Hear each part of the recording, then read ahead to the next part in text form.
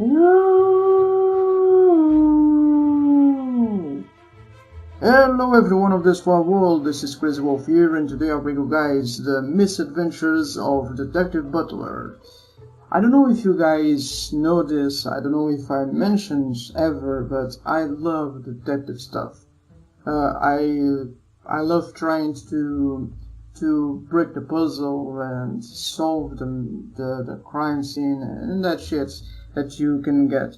I love reading detective stuff, seeing movies, playing games. I love that stuff.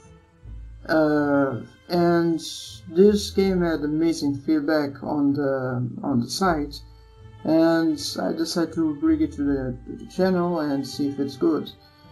I'm really excited to play this game, and this is a visual novel game, by the way, but of course you have to solve some puzzles, mysteries, and stuff like that. So yeah, without further ado, let's start this game and see if it's good. This is a work of fiction. Names, characters, place, and incidents either are produced by... Wait. Okay. You guys can pause it if you want. Okay. So, on the dark and raining streets of London, a crowd stands, huddled together under the umbrellas. There, they find the corpses of one more, stained with blood and stabbed wound on the chest. This person is unmistakably dead. That's why it's corpses. Okay. And with this, I have solved it already. I know it's stabbed in the chest, but I don't know anything else. Oh, this is my character, by the way, I think. A man wearing a trench coat and fedora emerges from behind the group, and they all turn to face him in shock. Who was this man? Where did he come from? Stay tuned for the next episode of Dragon Ball Z. Yeah, sure. Certainly, he wouldn't seem out of place. He's entirely fashionable for the time period. He's the murderer, looking as if he knows what he's talking about. However, none of these characters had seen me before. They knew not who he was and nor where he came from, but they recognized him and talked to him as if he are any other person. Foolish. You solve it? Oh, sir, please tell us what you know. I say you cannot have possibly done so. This here is what the big wings called impossible crime. Why is that? If those men from the yard can't warp their heads around it, then surely a commoner such as yourself. Hold it. I may be an amateur, but that won't stop me from solving this. Because I'm doing it for fun.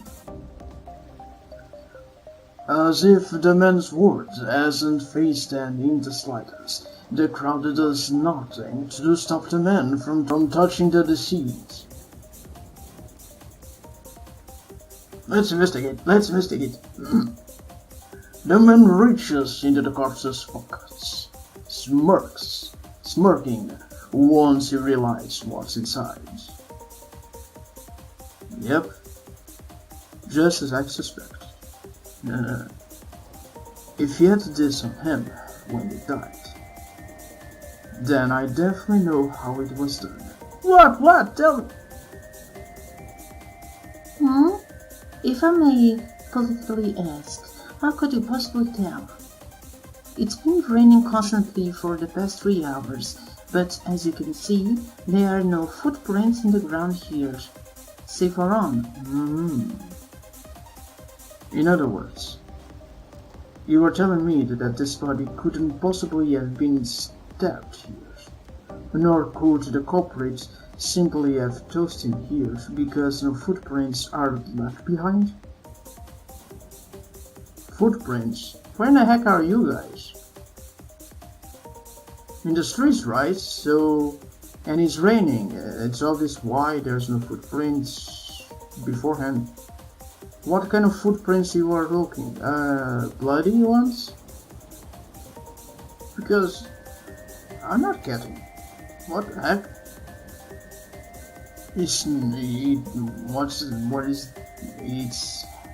How is that fucking thing called? Soil. Is soil in the ground or something that can be footprints? Why, of course. That's what makes this crime impossible. Can I fucking see the crime scene? And the same for another victim. Found dead in the studio, right? How did you know? Never mind that. Let me first explain the other victim. I will get to this one. Right. Is everyone in there? Please, go on. Think back to early today. When the master was found in his study, you all found the door locked, and the servant had to open it using their key. A case of a locked door. Then, after inspecting the room, you saw that all windows are locked and his only key to the room was hidden inside his desk drawer. Oh, impossible case.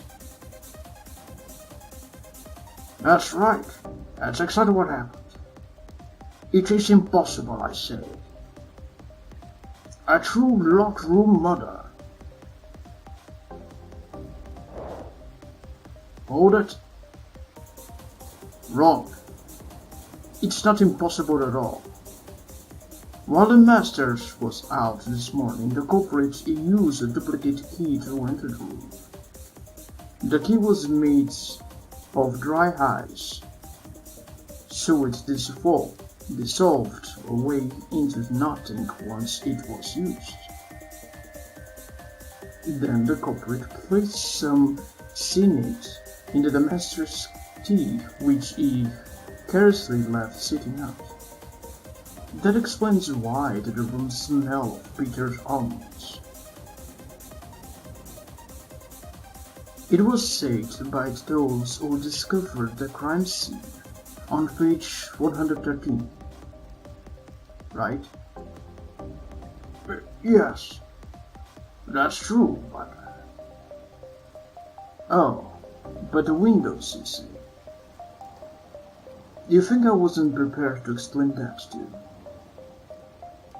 The culprit took apart one of the window's frames, making sure the window itself remained locked. Then, from the outside, they reattached the frame as if it had never been touched. And so that's how the master was poisoned to death? Absolutely. 100% true. That's how this impossible crime went down. And what about his brothers lying in front of us, dead?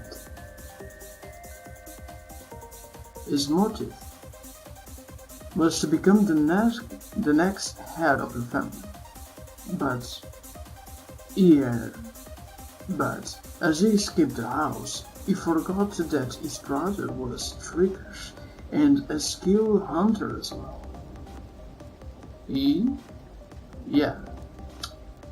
Yes, that long boring passage on the page 15/7 finally makes sense, doesn't it? Well, do you get it now? So what, he fell out from the window? Yep. The master had foreseen his evil twin brother's plans, and concealed a knife-throwing trap on his own front lawn. It would be activated the moment the victim had launched himself onto the grass from the second-story window. From the second-story window, and from there, the culprit became the victim.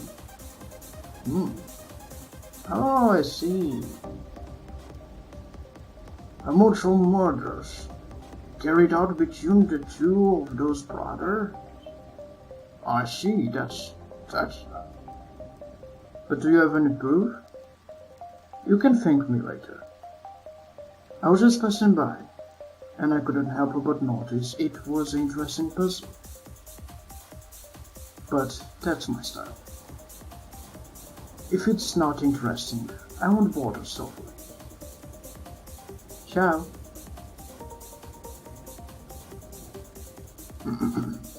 The man fades into the darkness, but no one tries to catch up with him. Clearly, they are satisfied with this explanation of the two recent murders, and no longer need the aid of the detective who happens to stay the night in their mansion beforehand. No, this amateur detective, without a name, who suddenly appeared out of nowhere. Indeed, this man was more than enough. He had matched his wits against the real detective and had reconstructed a theory that switched the facts perfectly. The only question that literally in that overconfident amateur mind is whether or not his theory really was what the actors had intended.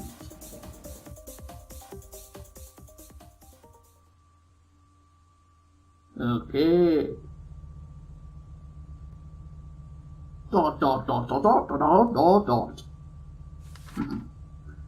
The man, now sitting on a modern-day bus stop, flipped to the next page of his book. Flips. Jesus. Meh. My exclamation is way better. With a disgusting look on his face, he closes the book and impatiently folds his arms. I'm bored. Shouldn't brought some more books with me. I'll have to find something else to entertain me now.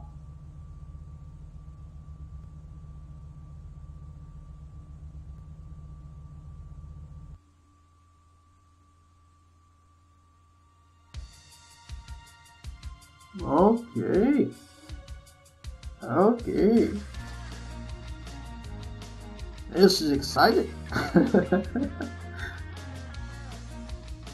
So, if you guys are wondering why I love detective stuff so much,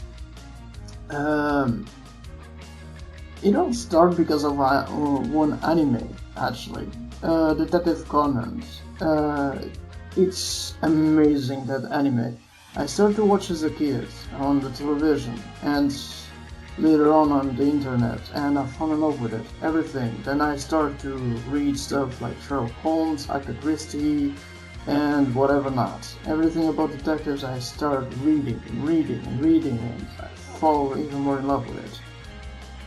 Man, it's amazing how much I love detective stuff. I'm not saying that I'm good or bad on solving things. Usually I can do it.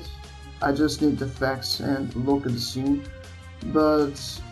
or know exactly the details of the scene. But I'm an amateur, I'll say that. And about this game, it's really interesting. I'm really liking this. Another boring day. And I like the graphics and the music. It's fantastic and made. I don't know what to say. I'm really excited about this game. Okay, moving on. At least so far. It's the middle of July, and we are going on a crusade. It's crusade, right? I think it is. That sounds fairly normal, but I'm not too excited about it.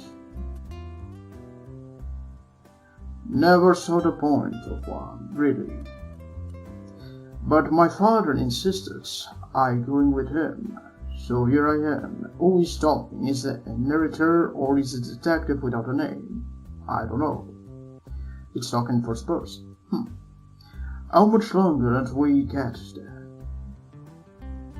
Shouldn't we be at the dock soon? This car ride is making me sick.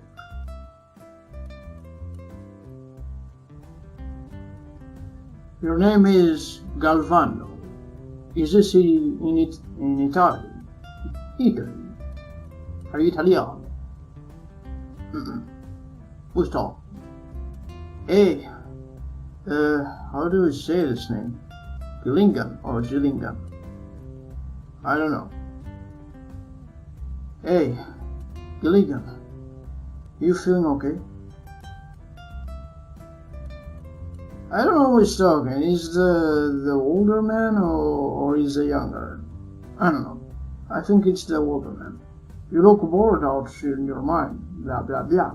You look bored out of your mind. Gilligan. Okay, so, and I don't know. It's Gilligan. I'm fine, Dad. Are we there yet? Yeah, almost. You see the seagulls out there? That tells you we are getting close. Hey! My father points to the several seagulls flying around the nearby ocean. There's actually a story of those seagulls. From a long time ago, when my family used to live here in California. Back then, both my father and mother lived here, near the place these seagulls are flying around. My mother really loved animals, so she would go to see them whenever she could. The two of them often saw those birds, hanging around near the beach or harbor. The seagulls must have left my father Flint a lasting impression. He told my mother how they remind him of his favorite TV show as a kid. The one about some people shipwrecked on an island. And that's how I got my name. Gilligan. I don't know, it's Gilligan. Or whatever. I've grown used to it by now, but being named after a fictional character sure was weird at first. That said, Galvano is a pretty strange name too. Maybe it just runs in the family.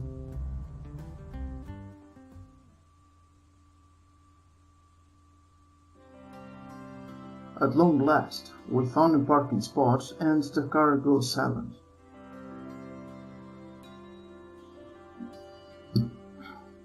Since we are finally here, I'll stop my complaining. I unlock the car and step on the pavement. The cold summer breezes greets me as I stretch my muscles outside. In front of me rests an enormous crusade ship. I hadn't heard of it, but supposedly it's top-notch. That's why my father booked a vacation. Today marks the beginning of its maiden voyage, the first voyage a ship makes. So I'm left wondering how a crusade ship can be known as top-notch without having made a single trip. That's a good question. The ship went by a different name a long time ago. Well, I can remember it, but do you refurnish the whole thing too. But it's almost like it's brand new. Oh, I get it. So it is high-class ship that's been closely redone, and will be the ones to experience its first crusade. How do you find out about this? Believe it or not, I'm friends with the captain. You know, company connections and all that. So he told me right away when they finally got enough money together to start up with the crusade ship again. I see. I guess being a CAO does have its perks. My father is the CAO of the rather large company. It's an insurance company, so to sum things up, my family is filthy rich. However, I don't actually do anything for the company itself. At the moment, I will have a high school diploma and I'm to begin coursework at a prestigious university. Afterward, I may be able to get something done. But for most of my life, I've been known as a slacker. I guess that's what happens when you are spoiled. A spoiled brat. Ashamed that my high school GPA was 4.0, my father pulled a few tricks and got me accepted into his preferred university. Of course, rich people. Yeah, he totally cheats the system there. What a nice guy. He wants me to run the family business. Whatever. To become just like him and take over the company someday. And to do that, he wants me to get into the best school possible. I have no choice but to go along with his plans. I don't know what I want to do anyway. Maybe I should become a doctor or a lawyer. Sitting on my father's dream is as good as anything, I guess. It does feel a little depressing knowing that I have no clue what I want to become though. What about detective? It's a good job. Goddamn, he must be excited to be a detective. But if he can be helped, he can be helped.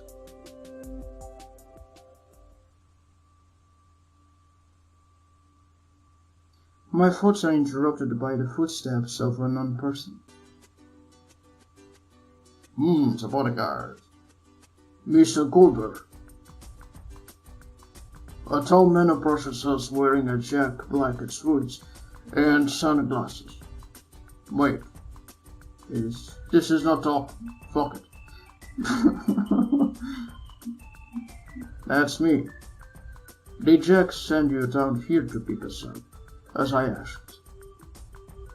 Correct, sir. And you are the Gilligan? Yeah, I'm Gilligan. Understood. Follow me this way, please. The man leads us through the various security procedures. Jesus. The customs people screens our luggage, as they do in everyone's, and allow us onto the ship. Thank you for your cooperation. The crusade will begin shortly, but will remain stationary for the time being. So please make sure that everyone in your party is here at the time. Right. I'll make sure everyone's here. Take care. The man in black leaves, returning to monitor the outside of the ship. Ooh, nice boobies. Hey, Galvano, you made it!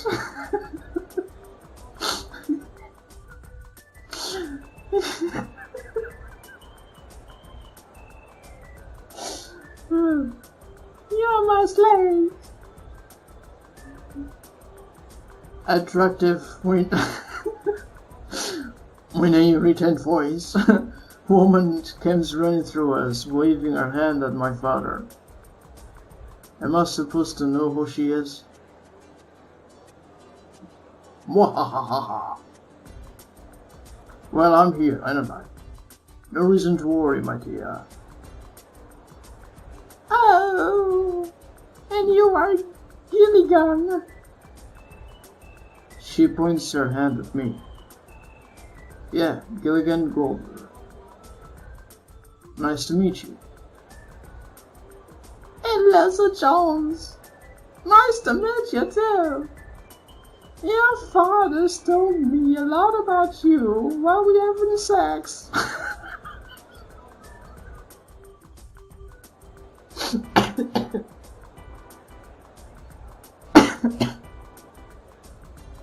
Aha. I suppose he does like to brag.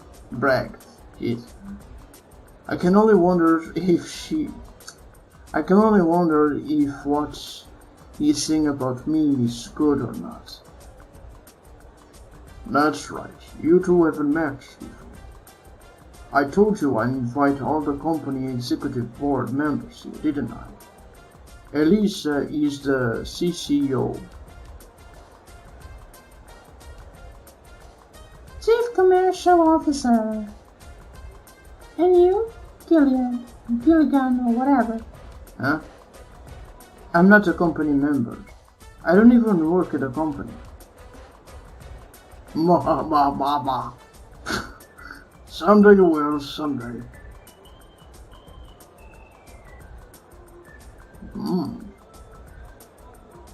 This girl remembers me someone. I don't know. From some anime.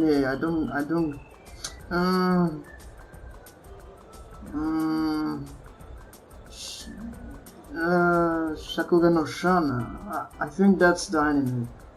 It remembers me of that drunk lady. She's strong as shit, and she transforms in a werewolf. Okay. Elisa turns around, waving at two more people I haven't seen before. Are these another company members? Huh, you run too fast, Elisa. That's not really worried, you know. Although considering it's Galvano, it wouldn't have been too surprising for him to miss the ship. Hey. I may be getting a little slower in my old age, but I'm still Galvano. Underestimating me would be a careless mistake. Says the person who missed his flight to California. That's the reason we ended up so close to being late again here. But we did get here in time, didn't we? And that's all that matters in the end.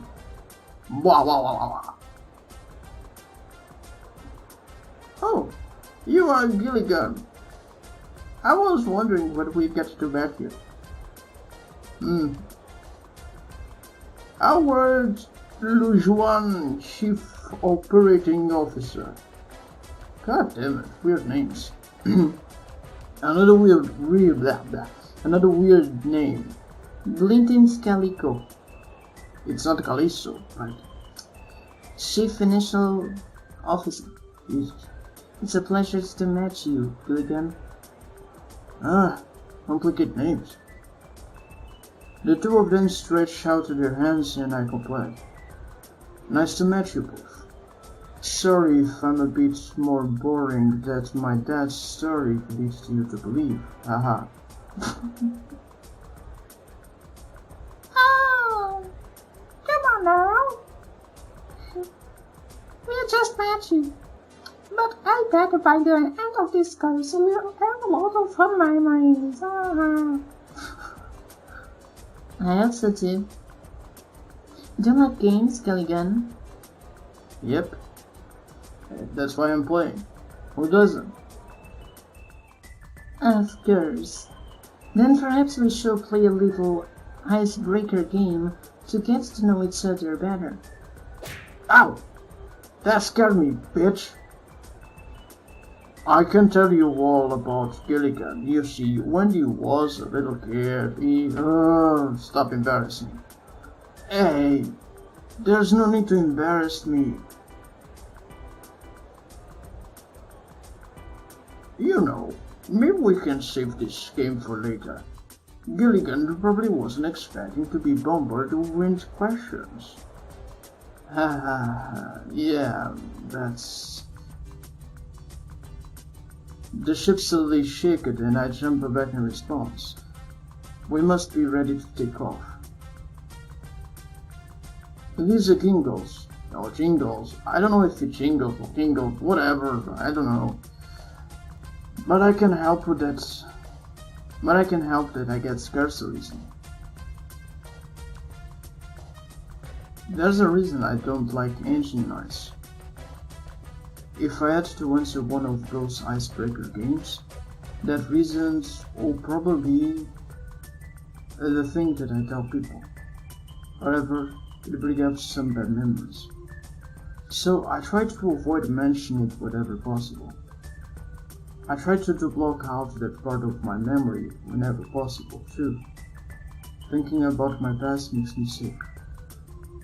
Something happened to your mother, I guess. I'm guessing. Okay, come on, I want to go to the mystery. My father approaches one of the street men and asks him something I can hear. Then the two of them approach the group. Please follow me. At Mr. Glover's request, I will guide you through the ship on a short tour. It won't take very long. The five of us follow the man into the interior of the ship.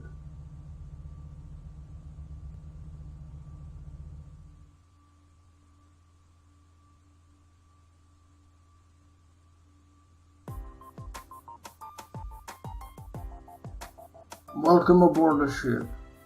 Today will be our first voyage, size 1962. The ship has been completely refurnished, although the layout remains exactly the same as it was 15 years ago. The first deck is off limits to passengers, as the engaging room, boiler room, and employer rooms are located there. Please follow me around the second deck.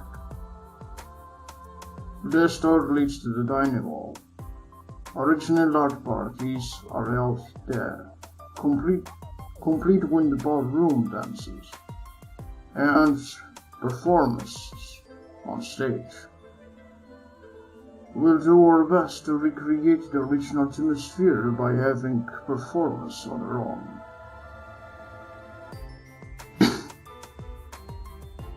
The tour continues until we finally reach the fifth deck. Mr. Goldberg has requested 4 rooms for you this fall. The guest rooms are here are twice as large as the ones below this deck. They all contain a bedroom, sitting room, balcony, bathroom, the closet, a pool, and a beach. So which room are ours?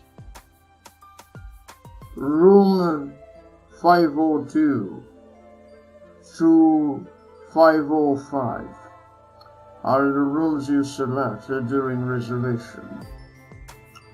They are all next to each other along this wall. Here are your car keys. The man holds up 4 card keys. Each one has a room number distinctly marked on them. If you lose any key, you may come to the front desk and ask for assistance. The maid assigned to your room floor will help you. One last thing. The sixth deck can be reached via the stairs at the end of the hall. Right. From there you'll be outside on deck.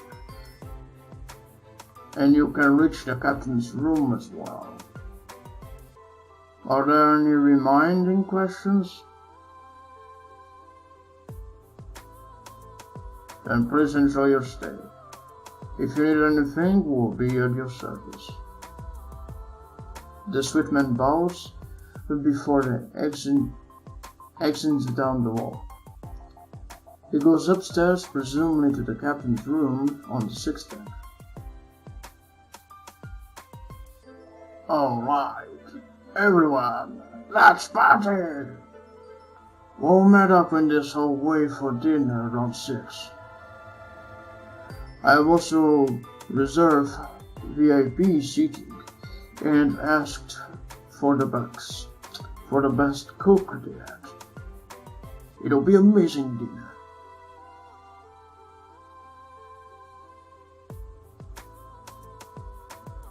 The other company members nodded in agreement, saying their farewells to us.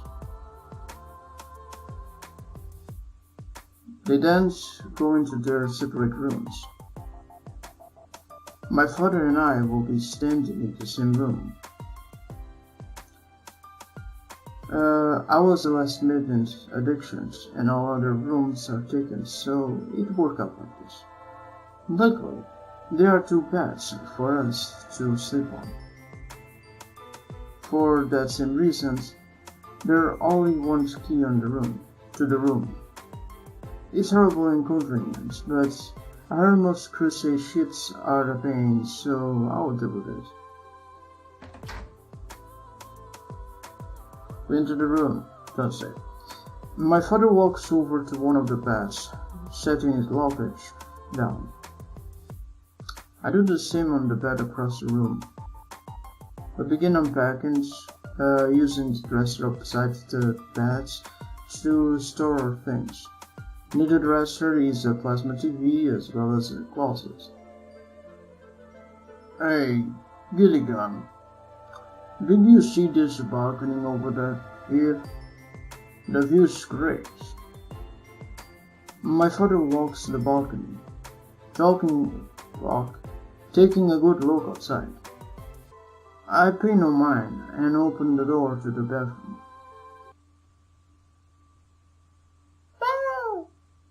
Suddenly I see a girl standing in total shock. What? Is someone murdered? She looked about my age and is wearing some kind of uniform. Is she crying? The girl jumps back, frightened, at the sight of me. What? Sorry? Still shaken from nervousness. She doesn't respond. What is going on there, Gilligan? My father finally looks over and sees the girl cowering behind the bed. What the fuck? Not even an hour in the crusade and you are already making women cry. Get your act together, boy. What? I didn't do anything. I don't care where the girl came from. She could be an alien from outer space for all I care. Now apologize to her. But I don't even know what I did wrong. How many times do you think I knew what I did wrong when I apologized to your mother? Nah, don't drag her into this. Please stop. It's my fault. The girl stands up, wiping her tear-covered face. She makes a walk-running forced smile, probably in an attempt to smooth things over. You see, cruise ship's mates should have been seen cleaning the room. We are supposed to do all of the cleaning while the guests are away. So when I heard you two coming in, I got scared and hid. I'm sorry. Don't worry about it, miss. Yeah, don't worry about it. In fact, I think he leaving the things up here, around here. It is? Then, as employee of the ship, I'm glad to have made the cuisine more enjoyable. After looking a bit flustered, the girl takes a minute to regain her composure. Well then, I should probably be leaving now. I still have a few rooms I need to clean. If you need me, just call. She waves her hand almost like a salute and dashes out of the room, the door shutting behind her.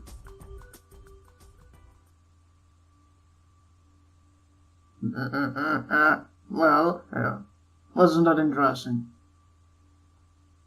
I already met a cute girl. Yeah. When that incident finally over, I step in the bathroom. I learned to take a shit. So she left the what? The key ring in here. She must have forgot it in a hurry.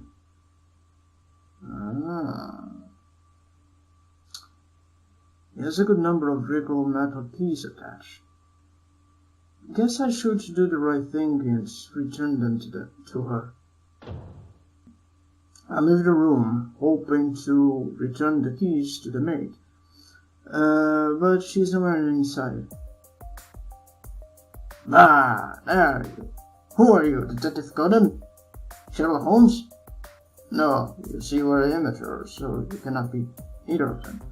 Nearby, standing in front of one of the doors in the hallway, is a man in a stretch coat and fedora. Who is this person? Is he anyone He isn't anyone I know. Nor is he another company member or employee, so he must be a normal passenger. I can't quite put my finger on it, but a guy like him seems out of place here. Maybe it's that goofy-looking outfit he's wearing. What are you staring at? Nothing.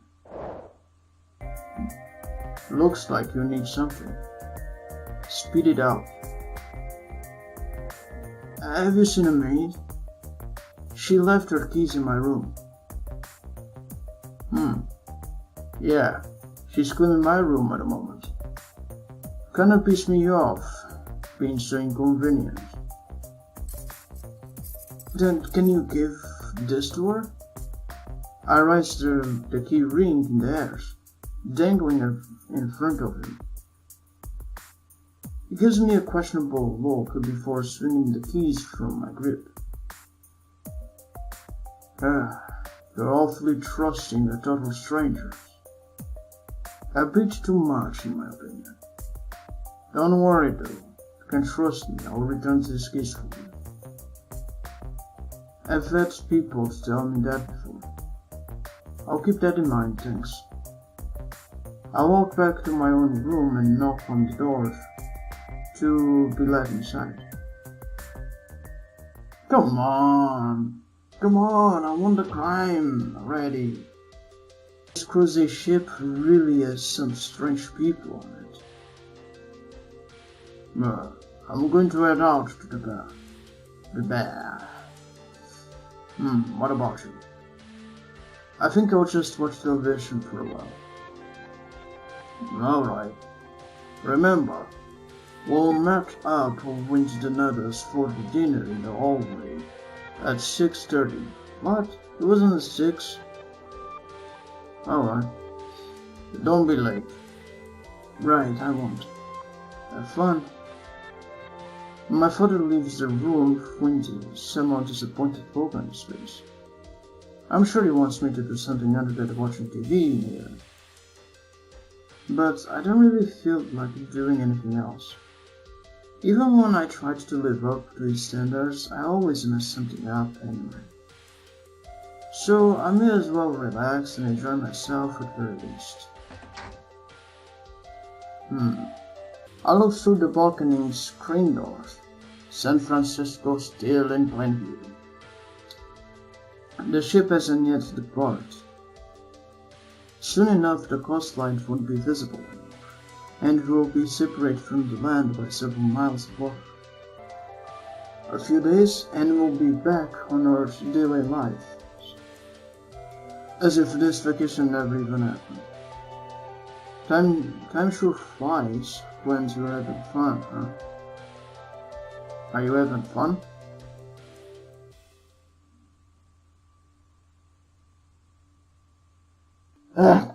Please subscribe, leave your comments up below and tell me what you guys thought, and smash the like button in the face like a motherfucker he is. And that is all for now. I'll bite you the next time. See ya.